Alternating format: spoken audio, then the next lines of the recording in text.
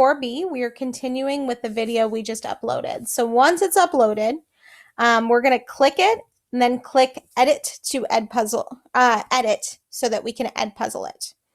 Okay. So here it is, my box practice number 5.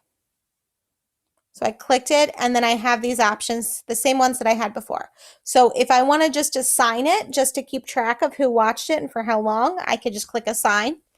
And if I click Edit, then it'll allow me to add in some things to it. So you know what? At the end of this video, I had to turn off my camera, so I'm going to take that out of it. And remember, all this is money, so if we keep the money symbol on it, it's going to be even better.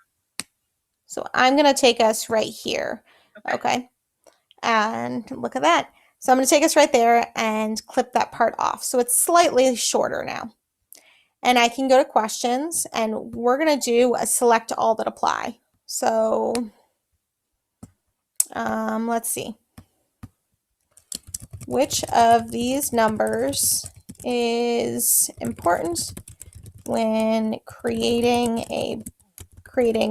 this box and whisker plot?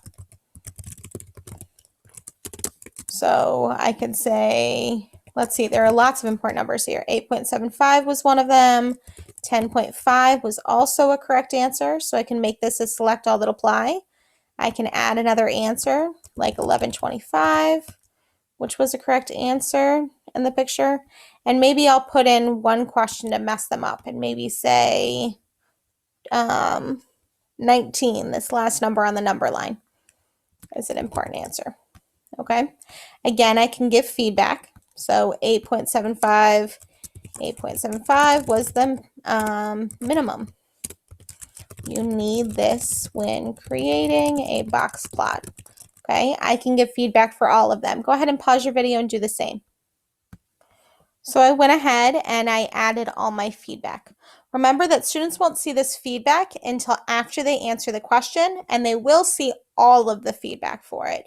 So if you just want to give feedback for the incorrect answer, you could do that, or you can give feedback for all of them. And remember, if you need to switch back and forth, you just click the question to feedback button.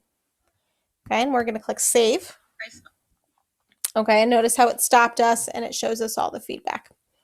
And this one had 3 correct answers for it to choose.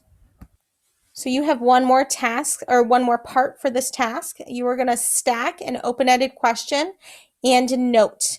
And I want to make sure that you give feedback to your open-ended question. So let's come back to this Edpuzzle. Here it is. Okay, maybe I want to add an open-ended question over here. So open-ended, why did I write 25 on all of the parts of the box plot? Okay, and on the feedback, I like to tell them the actual answer because they don't get their feedback for the open-ended questions until you actually go into the system and grade it, and it doesn't send them an email and notify them. So this feedback is really important when they're learning the content.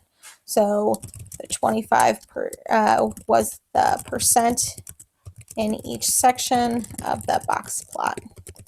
Altogether, the box plot represents 100%. Okay, so that's really important. I could also add a note right here too. So once I save it, okay, I can edit if I want, and I can add another topic. So if I just scroll down, I have some other options down here. So I can add another note to pop up at the same time. Oops, not an open-ended question, a note I wanted to do this time. So I really want, please add this to your notes. You will be asked many times what percent falls into each box. Okay, so now when students see this, they're going to see this question, they're open-ended, and then once they answer that, they're also going to see the note before they can continue. Keep building your Edpuzzle so that you could share this out with your class, either via Google Classroom or a classroom that you create.